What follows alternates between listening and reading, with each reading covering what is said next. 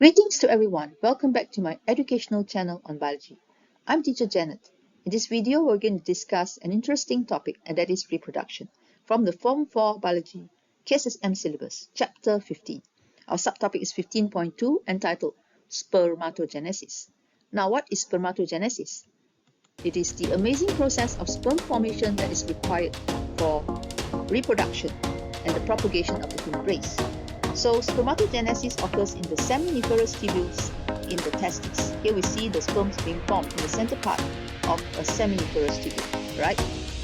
Now, a very interesting fact is that in humans, adult males produce about 1,500 sperms per second, or 200 million sperms daily through spermatogenesis in the testis.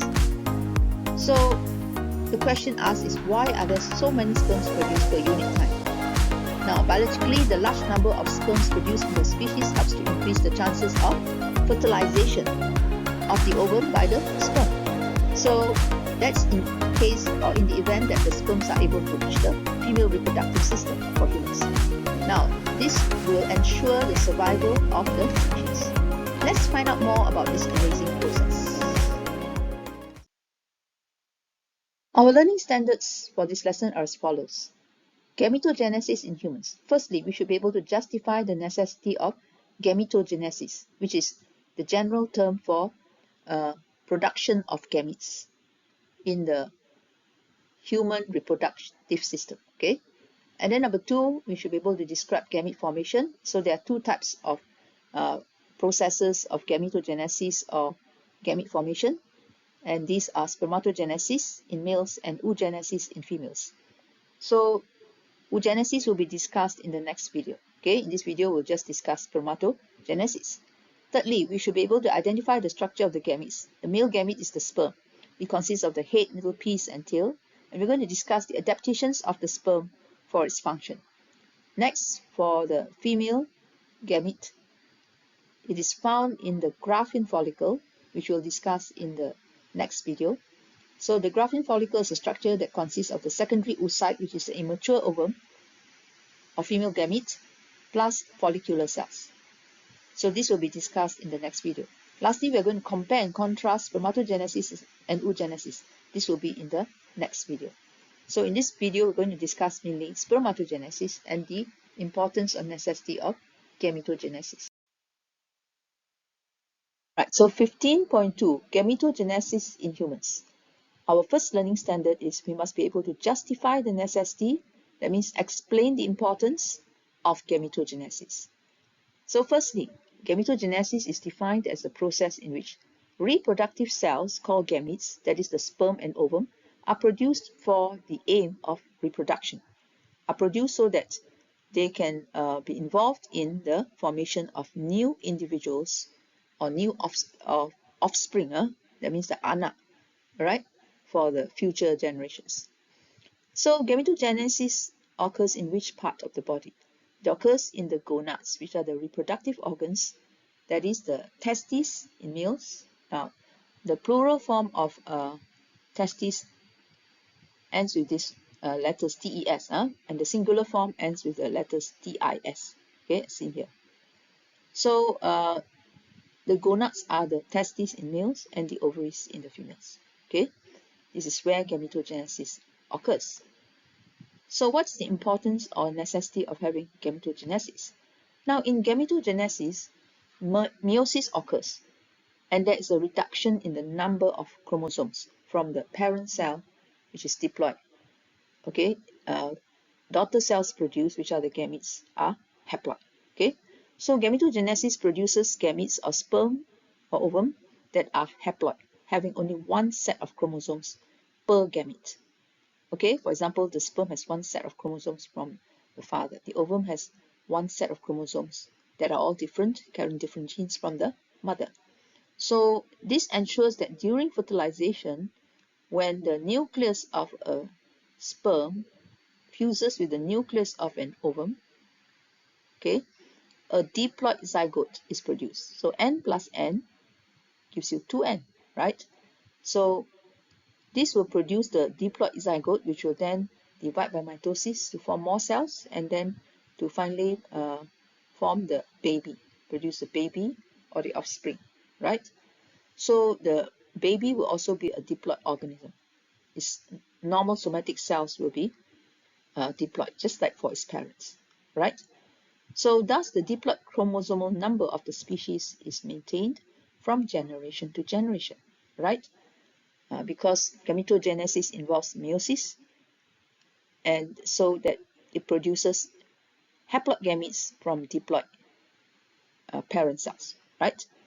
So this is to maintain the diploid chromosomal number of the species from generation to generation.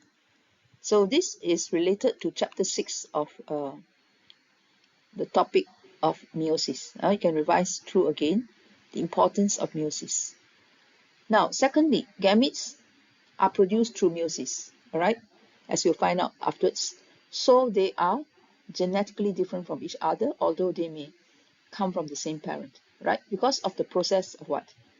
What process occurs in meiosis to cause the gametes to be genetically different from each other? The process of crossing over, and also another process. But crossing over helps to cause the gametes to be genetically different, okay? And so then when these gametes undergo fertilization, they'll produce individuals with different genes, okay, and different resistance to diseases, okay, different abilities to adapt to the environment. So this causes variation, meaning differences among individuals of the same species. And this will increase the ability of the species or the individuals of a species to adapt to changing conditions, or even when disease strikes, right? Some individuals may die, but some will survive because they have different resistance to diseases. So the species will have better chances of survival, of continuing to live on. What are the two types of gametogenesis in humans? So the two types of gametogenesis are spermatogenesis, meaning the process of sperm production or formation that occurs in the seminiferous tubules inside the testis, and oogenesis, which is the process of ovum formation or production that occurs in the ovary. All right. So one stage of the production of the ovum is called the secondary oocyte. Okay, it's an immature ovum. Let's talk about spermatogenesis. In the previous video, we have already discussed the male reproductive system, right? So the place where the sperms are produced, where spermatogenesis occurs, are the testes. Singular form is TIS, plural form is TES. Okay. Now, each testis, if we were to look at a longitudinal section through the testis, right? Like for this one here, testis here. Now you'll see that there are various structures. We'll start with the seminiferous tubules inside the testis, where spermatogenesis occurs and sperms are formed. Next, the sperms will move out through the ducts here called the efferent ducts into the epididymis, which stores the sperms for a short while. Okay, so the epididymis is a very long coiled tube that stores the sperms. After that, the sperms will move into the sperm duct or vas deferens, which is connected to the urethra, and from the urethra, the sperms will then move out of the body. So if we look at the cross-section of one seminiferous tubule, okay, you will see the various stages of sperm formation that we're going to discuss afterward. Okay, starting with the spermatogonium to the formation of sperms in the center of the tubule, right? So we'll discuss this afterwards. So these seminiferous tubules are found in the testes, and they are the sites of sperm formation or spermatogenesis. Next, we will be discussing the structure of a sperm and how it is adapted to carry out its function. So let's discuss the structure of the testis. Here's the longitudinal section of the testis, and there's a similar picture in the textbook that you can refer to on page 288, right? So the testis is the male sex organ, and its function is to produce sperms and the hormone testosterone, which stimulates sperm production. So inside the testis, there are many seminiferous tubules, tiny coiled tubes, with a total length of 500 meters, which is very long. And the function of these seminiferous tubules are that they are the site of spermatogenesis, or the production of sperms. They are where the sperms are produced. So the seminiferous tubules are enclosed in structures that look like capsules here, all right? So they are separated from each other, okay, as they're enclosed in tissues. Now, next, after the sperms are formed in the seminiferous tubules, they will move out through the efferent ducts, right? And then into the epididymis. So the epididymis is a very long coiled tube with a length of about 6 meters if it is straightened. And the function of the epididymis is to store the sperms and also to allow the sperms to mature in it. Next, the sperms will move out through the sperm duct or the vas deferens to the urethra. So the sperm duct transports the sperms from the testis out to the urethra. All right? So the black arrows show the direction of sperm movement. Okay, from the seminiferous tubules to the efferent ducts, and then down through the epididymis, where it's stored in the epididymis first for a while, and after that, the sperms will move out through the sperm duct or vas deferens to the urethra. So we have to know the different structures in this diagram, be able to label them, and also state their functions. So the pathway of the movement of sperms is summarized here. Sperms are produced in the seminiferous tubules in the testis, and after that they are stored in the epididymis. Later they move into the sperm duct or vas deferens, and then this is the sperm duct, this one here, the purple colored tube. So from the sperm duct, they will move to the urethra here, and then they will flow out of the body. Okay.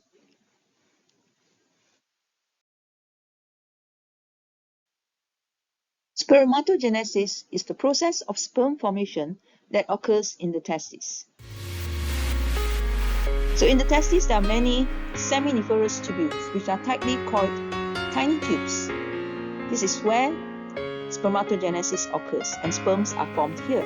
After that, the sperms move out from the testis through the efferent ducts into the epididymis, which stores the sperms for a while. Next, the sperms will move into the sperm duct or vas deferens. And from the sperm duct, the sperms will move into the urethra and then out of the body. Here are some amazing facts about spermatogenesis. In humans, adult males produce about 1,500 sperms per second through spermatogenesis in the testes. It is a non-stop process from puberty, about 14 years, until old age. And it takes about 2 to 3 months for a sperm to be produced. Let's find out more about spermatogenesis.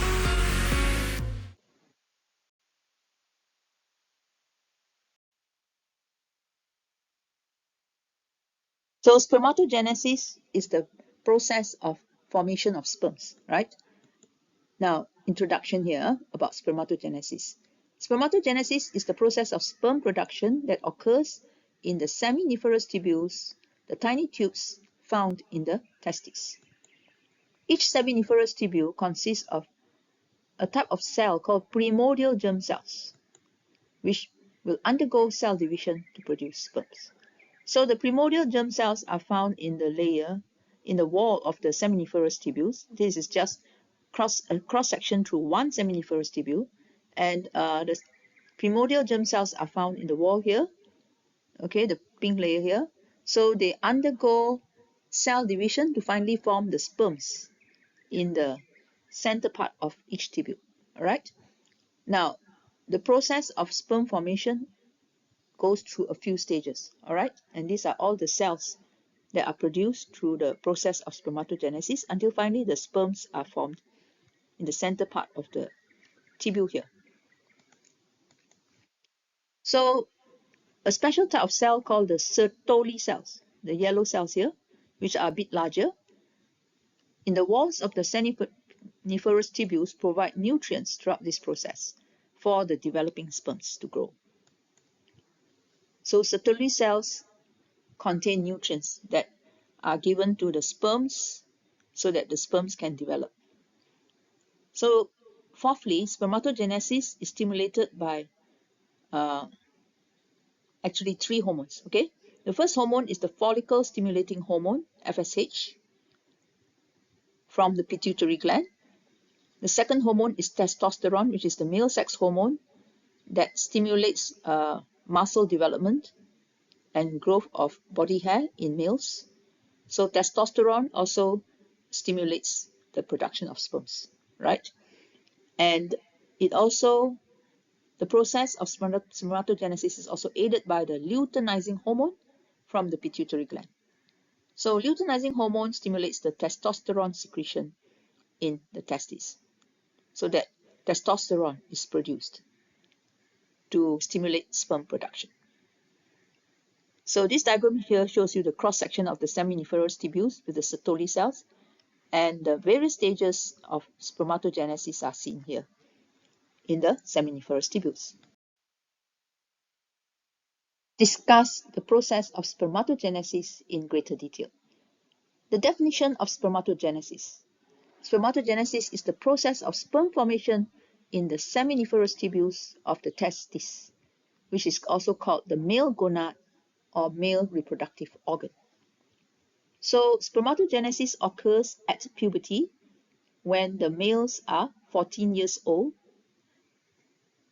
when the hormone testosterone is produced and stimulates sperm production.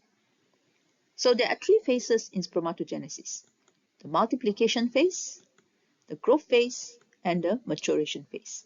Let's start with the multiplication phase.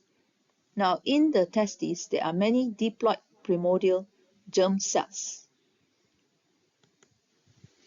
in the germinal epithelium inside the walls of the seminiferous tubules. These divide by mitosis to form many more diploid spermatogonia. Singular form is spermatogonia. Okay? So the aim of the multiplication phase is to increase the number of spermatogonia, right? Next is the growth phase. The spermatogonia will grow larger and form the primary spermatocytes, which are still diploid. Next, in the maturation phase, each primary spermatocyte undergoes meiosis I to form the secondary spermatocytes. So each primary spermatocyte will divide to form 2 secondary spermatocytes, which are haploid. So this is the first time that the cell becomes haploid. Okay, that the cell is haploid after the process of meiosis I. Now next, each secondary spermatocyte which is haploid undergoes meiosis II to produce 2 haploid spermatids. So these spermatids do not have the tail, head, and neck middle piece, but they need to have the special structures to help them move or swim towards the ovum for fertilization. So spermatids undergo the process of differentiation, where there is change in the structure of the spermatids so that they are able to carry out their functions more efficiently, and that is to swim towards the ovum for fertilization. So in the end, the sperms are formed when the spermatids undergo differentiation. The full name for sperms is actually spermatozoa, right? Singular form is spermatozoon, all right? Z-O-O-N, spermatozoon. So these are the various stages in the formation of the sperms, and we have to know whether the cells are diploid or haploid, and then remember the stages in the formation of sperms in the right sequence, okay? From primordial germ cell to spermatogonium to primary spermatocyte, then secondary spermatocyte, and spermatids, and then spermatozoa, okay? Now, firstly, to memorize, we must understand the word primordial. Primordial means it was there at the beginning. So it's the original cell, okay, that starts to divide. And the first cell that is found, okay, in the formation of sperms, right? Then it forms the spermatogonium. Now look here, you can see ON, right? Okay, look at the 5 last letters. So ON, think of 1. So this is number 1, the first stage after the primordial germ cell. Then we have site. Look at the last, T stands for 2. Okay. Then there are 2 types of spermatocytes. The primary spermatocytes will be the first one, followed by the secondary spermatocytes. Next, look at the word spermatid. We have TI. Think of the word tiga in Malay. It means 3. That's the third stage. Okay. So the right sequence should be spermatogonium, then primary spermatocyte, secondary spermatocyte, and then spermatids. And of course, finally is the spermatozoa. So these are the notes for what we have discussed in the previous slide. Describe spermatogenesis in humans, 8 marks. This can be an essay question, and it's our learning standard. Okay, so let's read through very quickly as we have discussed it just now. So spermatogenesis is the process of sperm formation in the seminiferous tubules here of the testis or male gonad. It occurs at puberty, about 14 years old in males, when the hormone testosterone stimulates sperm production. In the multiplication phase, the diploid primordial germ cells here of the germinal epithelium in the seminiferous tubule wall will divide by mitosis to form many diploid spermatogonia. Plural form is spermatogonia, singular form spermatogonium. Growth phase. In the growth phase and development phase, the spermatogonia grow larger and form the primary spermatocytes, which are still diploid. In the maturation phase, meiosis occurs. So each primary spermatocyte undergoes meiosis 1 to form 2 haploid secondary spermatocytes.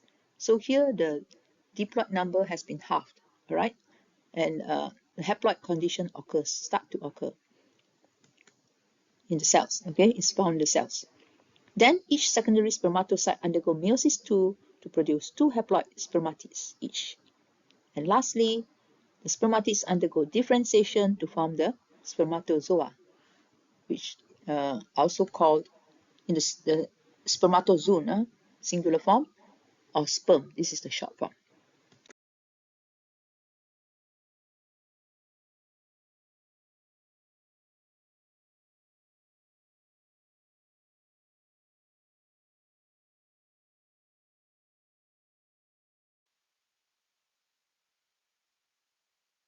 Here's a summary of spermatogenesis and a simplified version, which you can copy down, and then you can paste up this flowchart on a wall for you to review from time to time in order to memorize the different stages in the formation of the sperms and also the processes involved and whether the cell is diploid or haploid.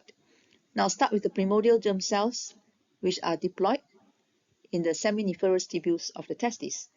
They undergo mitosis to form many spermatogonia, and each spermatogonium then undergoes growth and development to form a primary spermatocyte, which is still diploid. Then the primary spermatocyte undergoes meiosis 1 and becomes the haploid secondary spermatocyte. The secondary spermatocyte undergoes meiosis 2 to form spermatids. Each spermatid differentiates to form a spermatozoon or sperm, which has a head, midpiece, and a tail. Right. What do we see inside a seminiferous tubule? So this is the cross-section of a seminiferous tubule. We can see the different stages of sperm formation, all right? Different stages of spermatogenesis. So first, there are the primordial germ cells, which are not shown here. Probably they are on the outermost layer here. And then primordial germ cells will undergo mitosis to form a lot of spermatogonia. So this is one of the spermatogonia. We call it a spermatogonium. And it forms the outer layer here. Then spermatogonium will grow to form the primary spermatocyte, which is the second layer, okay, in the seminiferous tubule. Primary spermatocyte undergoes meiosis 1 to form secondary spermatocyte. This is the third layer, secondary spermatocyte. And then secondary spermatocyte will undergo meiosis II to form spermatids, okay, which forms the fourth layer here. So as we go inwards, we see the later stages of spermatogenesis. Finally, spermatids undergo differentiation to form a lot of sperms or spermatozoons. All right. So the sperm's head is found inside the Sertoli cells, which are these yellow cells here. So these Sertoli cells are a bit bigger and they provide nutrients to the developing sperms so that the sperms can grow. Now, after the sperms have matured, then they will move into the epididymis to be stored, okay, before they move out to the sperm duct or vas deferens and out of the body through the urethra, okay. So as we said just now, the testis produces several million sperms per day, or around 1,500 sperms per second. So this is quite productive, right?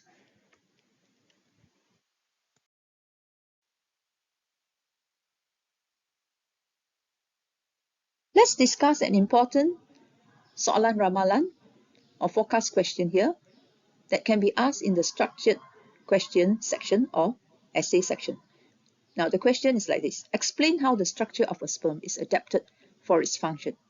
5 marks.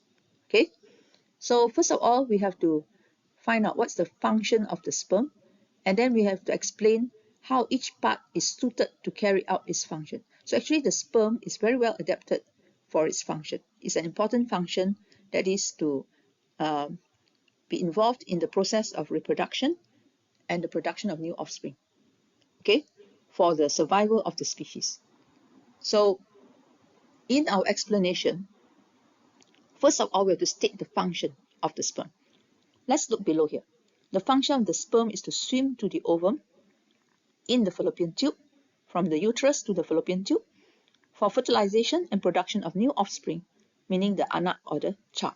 Okay, so next we have to state the different adaptations. There are 4 of them here, and for each adaptation you must state the characteristic followed by the function. So I put an arrow here is to help you separate the characteristic from the function, but in the exam please don't write the arrow, okay, just write continuously. So first of all, in the head there are 2 parts that are very important. The first is the acrosome, which is something like a modified lysosome. It contains enzymes to break down the outer membrane of the egg so that the sperm's nucleus can enter into the ovum and then fuse with the nucleus of the ovum in the process of fertilization to produce the zygote, right? So without the acrosome, the sperm is unable to penetrate the tough outer membrane of the egg, and so there will be no fertilization. So the acrosome is very important, okay, because it contains the enzymes to break down the outer egg membrane. Now next is the nucleus. So the nucleus is very important because it contains chromosomes which have the genetic material or DNA from the father, right, to determine the characteristics of the offspring, okay, or the zygote that is formed. Now next, in the midpiece, there are many mitochondria. So the midpiece contains a high density of mitochondria. So these organelles generate energy through respiration. And this is for the sperm to swim to the ovum in the fallopian tube for fertilization, because the sperm has to swim a long distance from the lower part of the uterus up into the fallopian tube. So it needs a lot of energy for its tail to move to and fro in order to swim to the ovum. All right, quickly. So the mitochondria generates the energy for the sperm to swim to the ovum in the fallopian tube for fertilization. And lastly, an important part is the tail. The tail can move to enable the sperm to swim to the ovum in the fallopian tube for fertilization. Okay, so remember, I'll give the characteristic followed by the function of that characteristic. All right. So for each part or each adaptation, there's 1 or 2 marks. Okay, maybe assume there's 1 mark for each of these adaptation, and for the function there's 1 mark too. Right, let's test ourselves now. So try the questions, 3 objective questions here first, and after that we'll discuss the answers. Okay, so you can pause the video for a while. and try the 3 objective questions.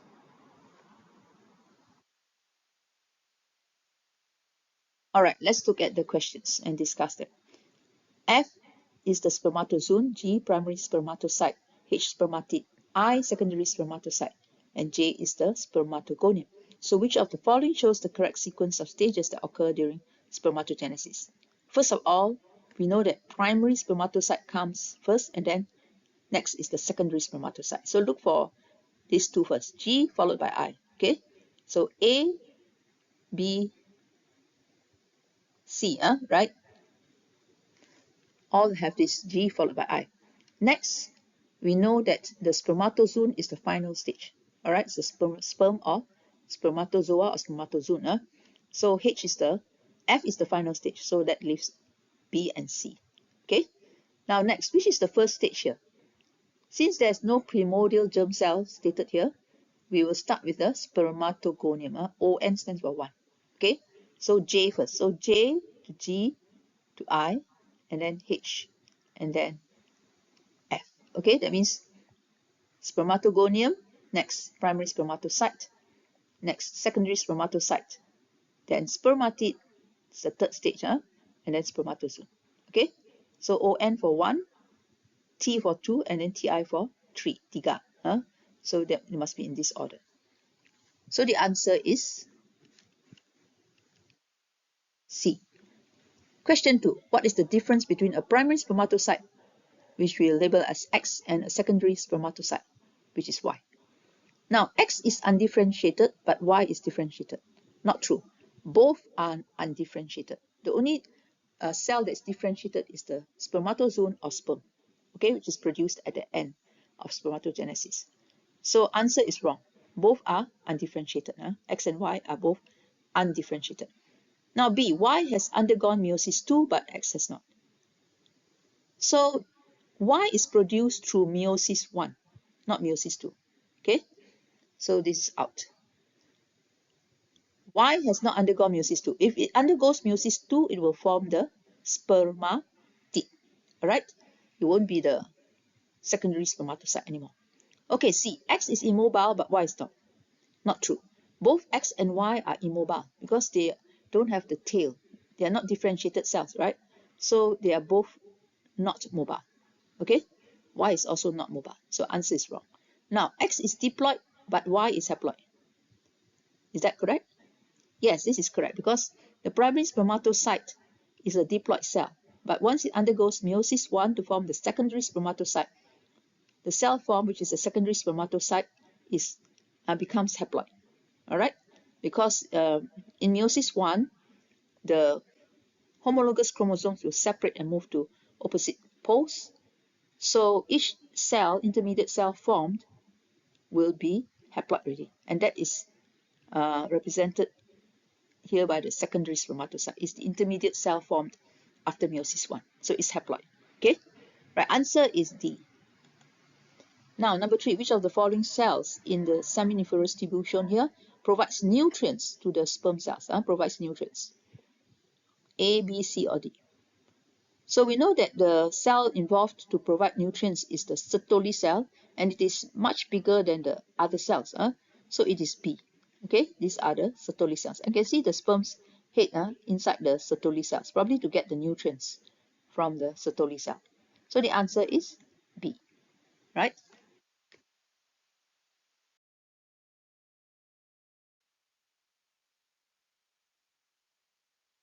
Here is a structured question on the parts of the male reproductive system for you to try. So the diagram shows a longitudinal section of the testis. Label parts X, Y, and Z. So you can pause the video for a while thinking of the answer.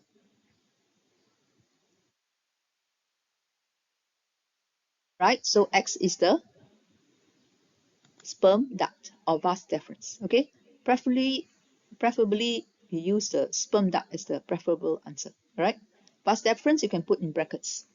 Now, Y is the epididymis and Z is the seminiferous tubule. Next, number 2, match the parts to their functions by drawing lines. Right, so these are the 3 functions stated here, but they are not in the correct order.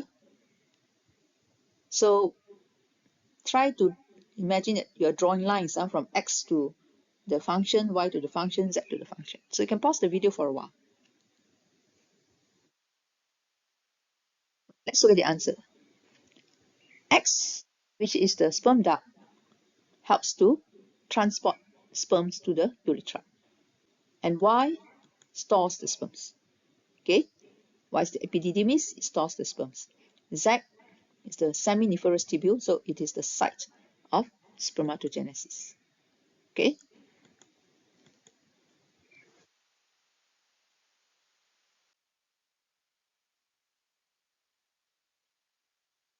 So this ends our session on spermatogenesis. I hope you've understood what was discussed. And in the next video, we're going to discuss the other process, which is oogenesis, which is the process of ovum formation. Now, this process is a bit more complicated compared to spermatogenesis, right? But do not worry, as I've broken down the whole process of oogenesis into smaller parts for you to understand and to digest more easily. So do stay tuned for the next video, which will be coming up very soon. And if you've liked this video or understood what you've studied, please do share, like, and subscribe to my channel. So till we meet again, take care and all the best to you. Goodbye for now.